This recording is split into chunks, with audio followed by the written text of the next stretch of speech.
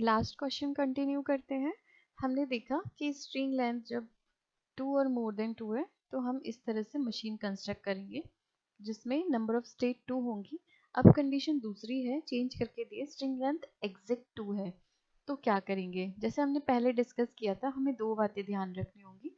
एक तो जो कंडीशन दी है वो एक्सेप्ट होना चाहिए एंड रिमेनिंग कंडीशन रिजेक्ट होना चाहिए। मीनिंग अगर लिखा है स्ट्रिंग लेंथ एग्जैक्ट 2 एक्सेप्ट होना चाहिए तो 2 से कम की सारी स्ट्रिंग, मतलब meaning 1 length string, 0 length string reject होना चाहिए, और 2 से ज़्यादा लेंथ की स्ट्रिंग 3 4 अप टू इनफाइनाइट वो सब भी रिजेक्ट होना चाहिए। तो हम क्या करेंगे, मशीन बनाया, Q0 से A या B कोई भी इनपुट दिया, फिर Q1 पे A या B कोई भी इनपुट दिया। जैसे ही दो इनपुट दे दिए, स्ट्रिंग लेंथ 2 हो गई, उस स्टेट को एक्सेप्ट स्टेट बना दिया, तो ये एक्सेप्ट स्टेट है। अब आप देख सकते हैं जीरो लेंथ भी एक्सेप्ट स्टेट नहीं है, मतलब जीरो लेंथ स्ट्रिंग रिजेक्ट है। वन लेंथ स्ट्रिंग भी एक्सेप्ट स्टेट नहीं है, इसे रिजेक्ट स्टेट या नॉन फाइनल स्टेट कहते हैं, तो ये भी रिजेक्ट स्टेट पे है। थर्ड स्टेट जहाँ पे टू लेंथ स्ट्रिंग पहुंच रही है वो एक्सेप्ट स्टेट है। हमेशा स्टेट एक ज्यादा होती है +1। अगर टू लेंथ स्ट्रिंग एक्सेप्ट हो रही है मतलब 3 स्टेट यूजुअली। कुछ कुछ मशीन अलग होती है, वो आगे हम पढ़ेंगे, मॉड मशीन एक्सेट्रा, उसमें स्टेट इक्वल टू मशीन होती है, वो डिफरेंट कंसेप्ट है।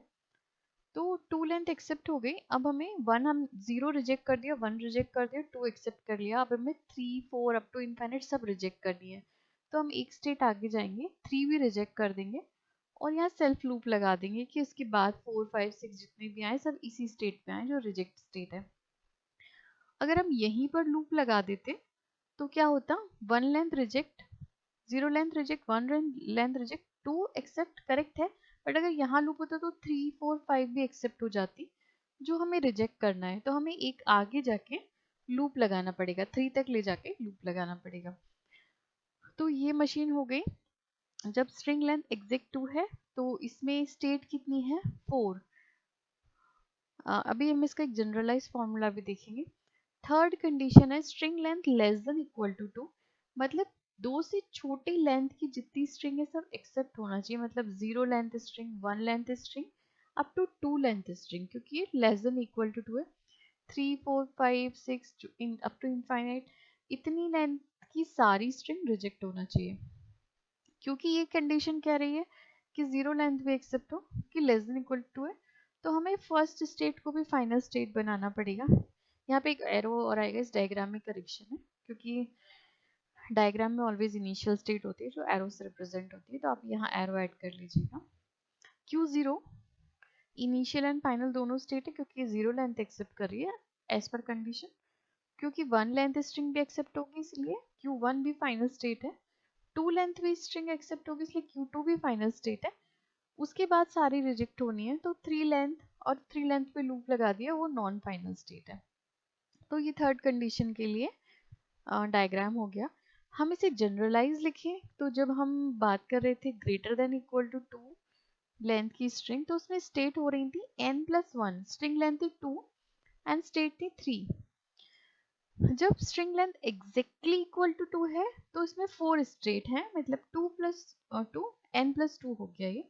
And string length less than equal to 2 के लिए भी n+2 स्टेट है।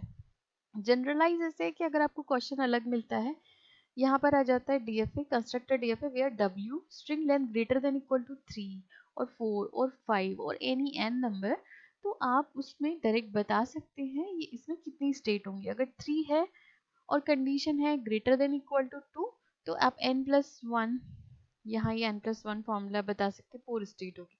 ऐसे क्वेश्चन आपको कोई कंपटीशन एग्जाम या गेट में मिल सकते हैं जो डायरेक्ट स्टेट देखकर और नंबर ऑफ स्टेट देख कंडीशन देकर स्टेट पूछ सकते हैं।